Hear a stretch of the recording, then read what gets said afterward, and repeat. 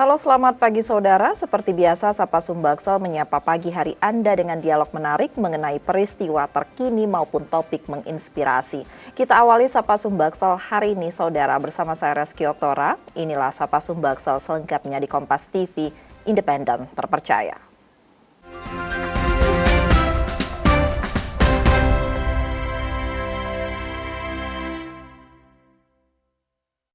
Saudara, seperti yang kita tahu bahwa ikan mengandung gizi baik untuk tubuh, sehingga pemerintah punya program nasional bernama Gemar Memasyarakatkan Makan Ikan atau disingkat Gemar Ikan. Kita akan membahas terkait dengan program ini bersama dengan Pak Ahmad Zazuli, Kepala Dinas Perikanan Kota Palembang.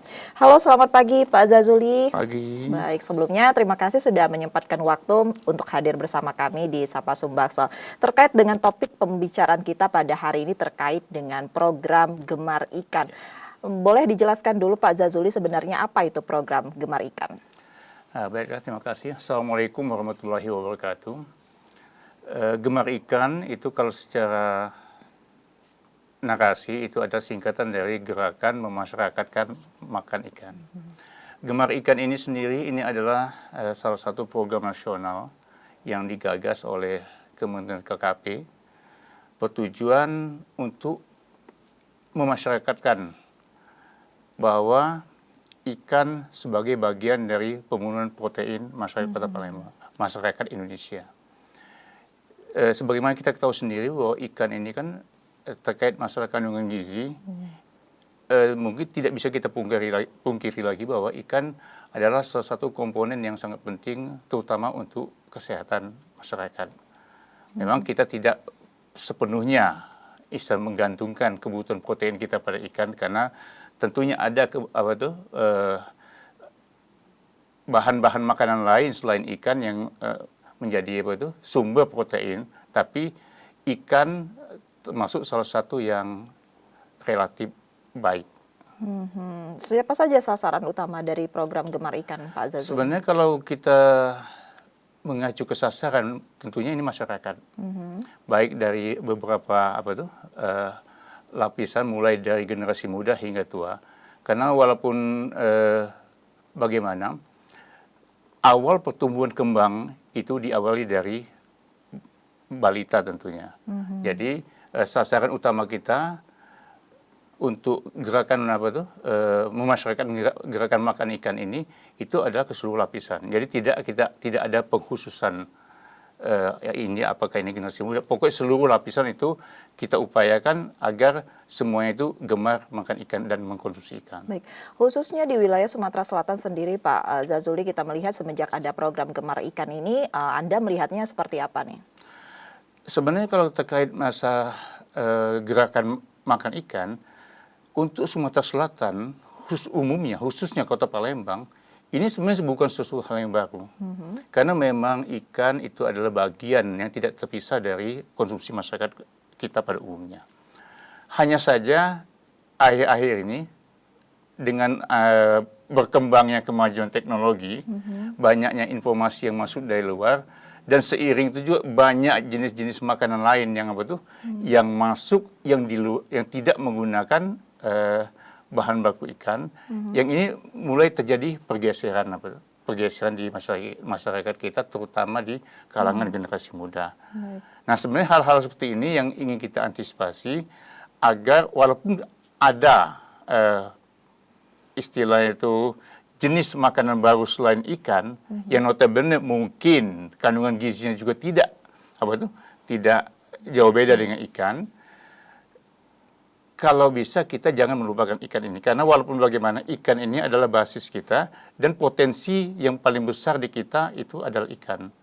Karena sangat disayangkan kalau potensi yang ada di Kota Palembang ini justru kita sendiri tidak memanfaatkannya. Itu saja yang harapan kita. Jadi oke, silakan, tidak mungkin kita untuk memaksakan bahwa semua harus ikan, tapi paling tidak terkhusus untuk generasi muda sekarang ini, jangan kita bergeser dari konsumsi ikan ke konsumsi non ikan. Karena walaupun bagaimanapun secara medis kita punya keyakinan bahwa ikan itu tidak kalah baiknya dengan protein-protein yang lain. Baik. Lalu bagaimana dengan makanan tradisional lain yang berbahan dasar ikan seperti itu, Pak? Kalau untuk bahan makanan yang apa tuh? Yang berbahan dasar ikan, olahan ikan kalau istilah kami dalam dinas perikanan itu adalah makanan berbahan dasar olahan ikan. Katakanlah seperti pempek, mungkin bakso, kerupuk, kemplang atau yang lain-lain itu. Itu juga sebenarnya bukan sesuatu hal yang masalah. Karena memang kita dalam mengkonsumsi ikan itu tidak mungkin ikan secara utuh. Memang perlu ada kreasi-kreasi terkait makanan ini supaya tidak bosan.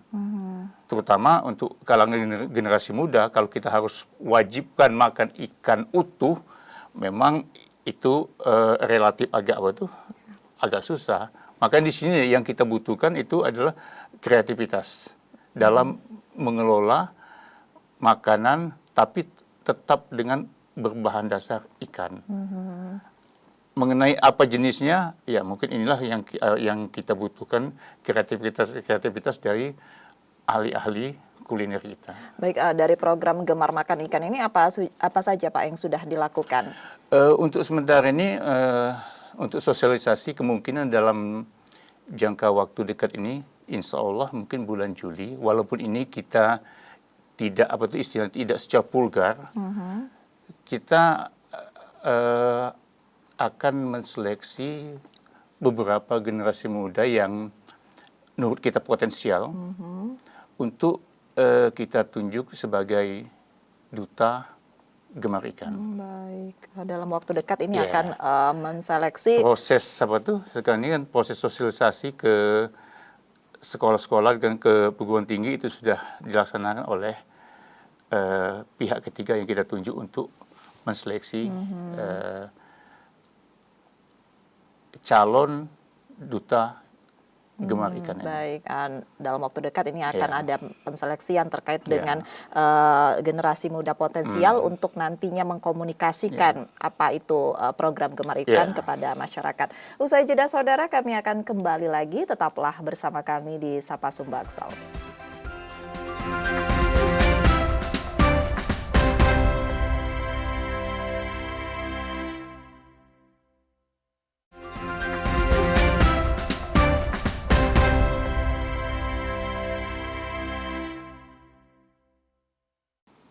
Terima kasih saudara, masih bersama kami di Sapa Sumbaksel dan masih akan melanjutkan perbincangan terkait dengan program Gemar Makan Ikan bersama Kepala Dinas Perikanan Kota Palembang, Pak Ahmad Zazuli. Pak, tadi yang menarik adanya penseleksian untuk mencari generasi muda potensial terkait duta Gemar Makan Ikan. Nah, ini kualifikasinya seperti apa, Pak? Sebenarnya terkait masalah kualifikasi, di sini kita tidak membatasi apakah dari sisi gender ya. Yang kita batasi dalam hal ini adalah dari sisi usia. Yang jelas usia muda di bawah 23 tahun, di atas 16 tahun. Status mungkin masih pelajar atau mahasiswa.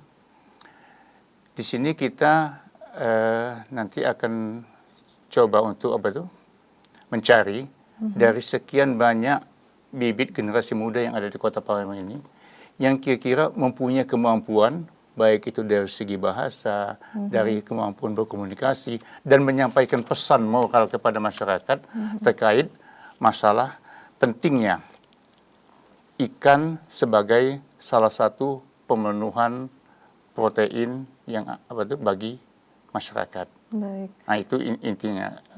Ini pertama digelar di Sumsel atau seperti apa, Pak? Kalau untuk di Sumsel mungkin iya, ini yang pertama kali. Kalau untuk di Indonesia saya nggak tahu pasti gitu kan. Betul. Karena informasi yang saya pernah dengar itu pertama kali mempelopori duta gemar ikan ini adalah Provinsi Jawa Timur. Tapi saya tidak tahu sebagai karena ini bukan program nasional, hanya kreativitas masing-masing dari dinas perikanan yang ada di Indonesia ini, dan kami mencoba untuk menjadikan duta gemar ikan ini sebagai corong kami untuk mengkomunikasikan program-program yang ada di kami ke lintas generasi yang ada di Kota Palembang. Selama ini untuk terkait dengan edukasi dan lain sebagainya berjalan seperti apa, Pak? Selama ini kita terkait masalah edukasi gemar makan ikan ini kita berjalannya secara normatif. Karena kita di lapangan ada petugas yang namanya penyuluh perikanan. Kita juga ada pembentukan kelompok-kelompok budidaya ikan, kelompok usaha bersama dan poklasar yang notabene itu adalah kelompok-kelompok binaan dari Dinas Perikanan Kota Palembang bekerjasama dengan Kementerian KKP. Jadi selama ini kan pola yang kita terapkan itu katakanlah konvensional. Nah sekarang ini kita mencoba untuk masuk ke dunia di luar itu. Kalau selama ini kan kita terkaitnya ke masyarakat langsung, kita belum pernah merambah dunia pendidikan. Mungkin ke depan kita akan coba merambah ke komunitas-komunitas anak-anak muda. Baik, dengan adanya Duta Gemar Makan Ikan, harapannya seberapa besar efektif hal tersebut berjalan di masyarakat, Pak? Ya sebenarnya yang kalau kita menggambarkan, ingin melihat sejauh mana sih sukses atau tidak gerakan makan ikan ini, itu secara statistik itu secara nasional itu juga diukur dengan sebutan angka konsumsi ikan.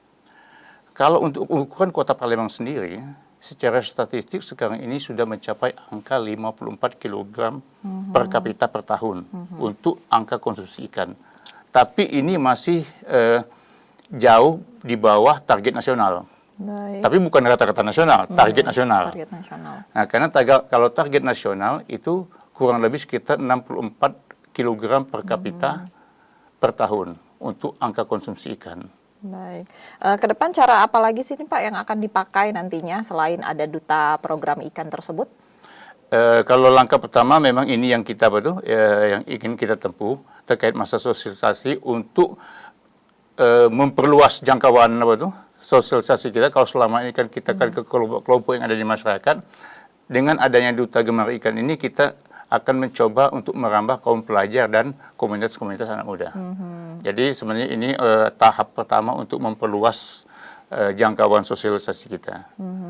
Nah, mengenai hasilnya nanti kita evaluasi lebih lanjut terkait langkah-langkah apa setelah ini. Ya ini kan kita belum tahu hasilnya seperti apa gitu kan. Kalau memang ini langkah ini dirasa efektif, mungkin kita akan cari langkah-langkah yang lain. Mungkin dengan adanya Duta Ikan nanti mungkin akan ada ke sekolah lainnya ya Pak ya, menyasar ke pelajar ataupun ke mahasiswa dan masyarakat umum ya Pak ya. Usai jeda saudara, kami akan kembali lagi, tetaplah bersama kami di Sapa Sumbaksel.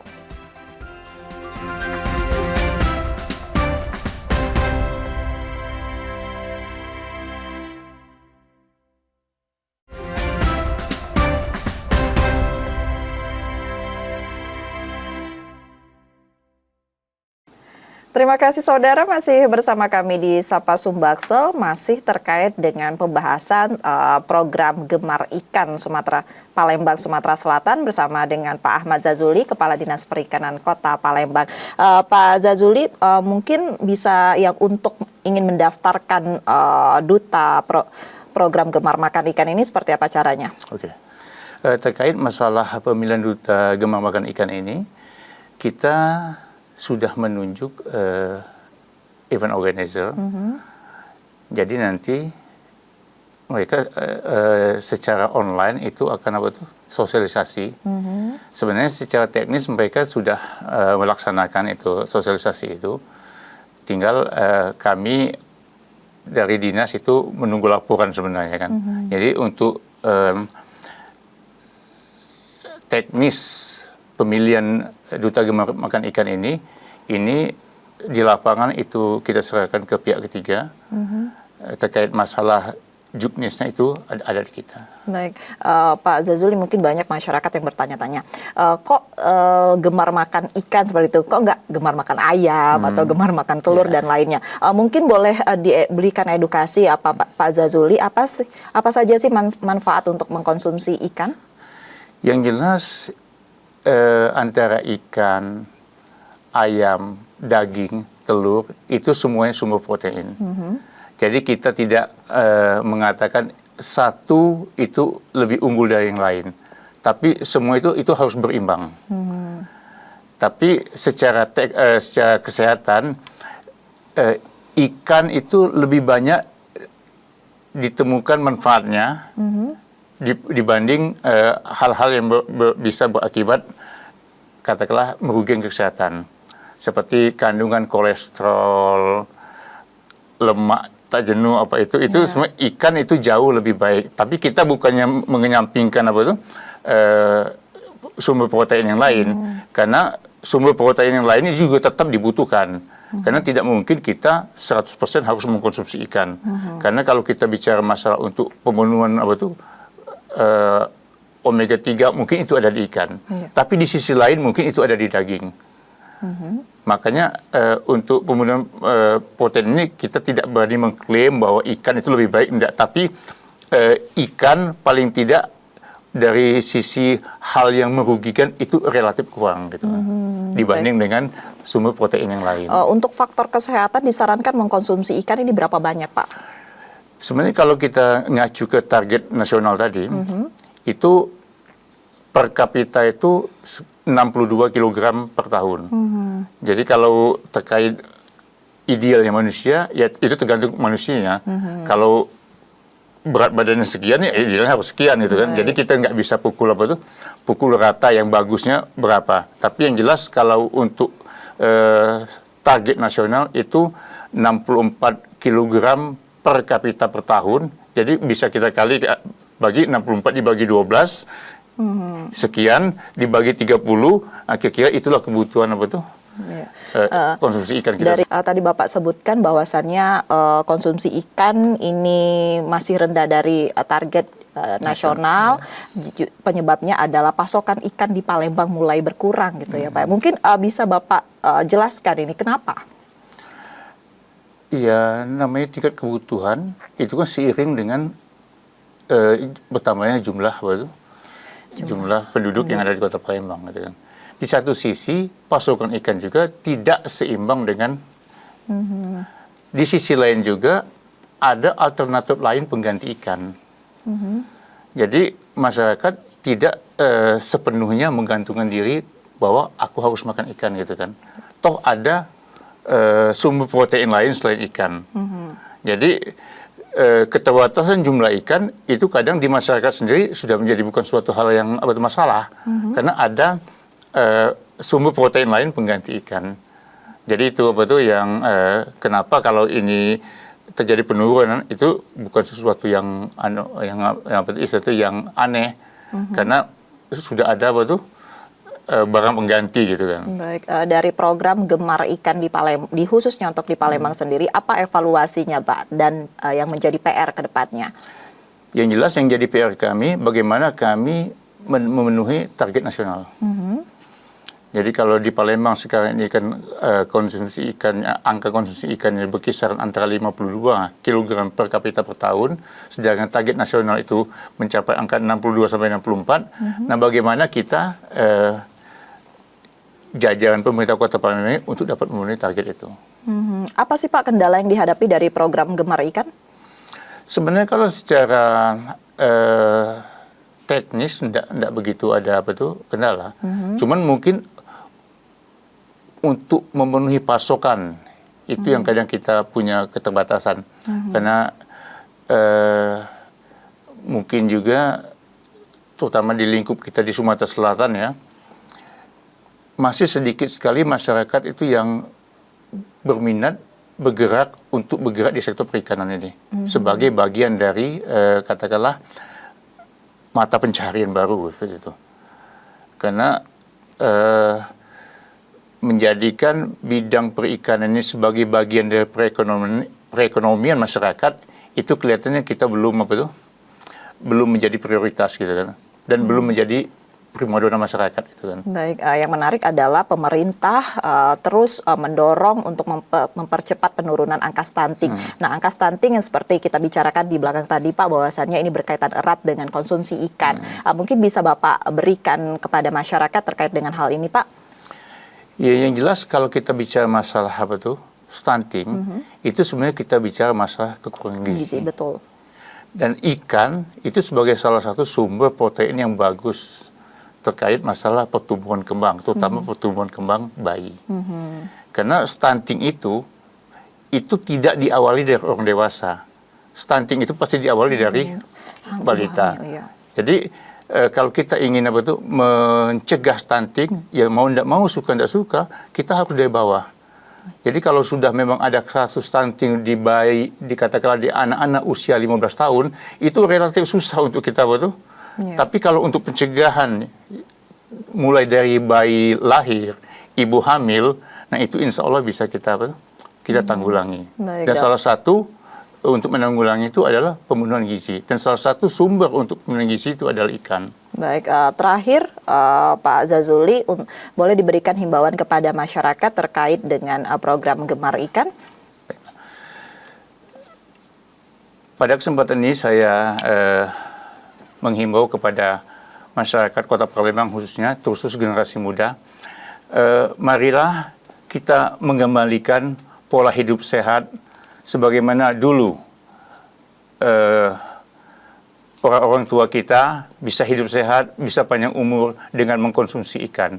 Mudah-mudahan dengan kita semakin menjadikan ikan sebagai salah satu pilihan alternatif dalam berkuliner ya, insya Allah kebutuhan protein kita akan terpenuhi. Baik, tentunya didorong untuk memakan ikan karena memang banyak manfaatnya untuk kesehatannya Pak, khususnya untuk pemenuhan protein bagi tubuh kita. Saudara, perbincangan tadi menjadi akhir dari Sapa Sumbaksel hari ini. Tetap saksikan Sapa Sumbaksel setiap Selasa dan Kamis pukul 6.30 hingga 7 pagi. Bagi Anda yang ingin berbagi informasi atau kritik dan saran, dapat mengakses media sosial kami di @kompas.tv Palembang. Akhirnya saya Reski Oktra pamit, selamat beraktivitas dan tetap menyaksikan Kompas TV independen terpercaya. Sampai jumpa.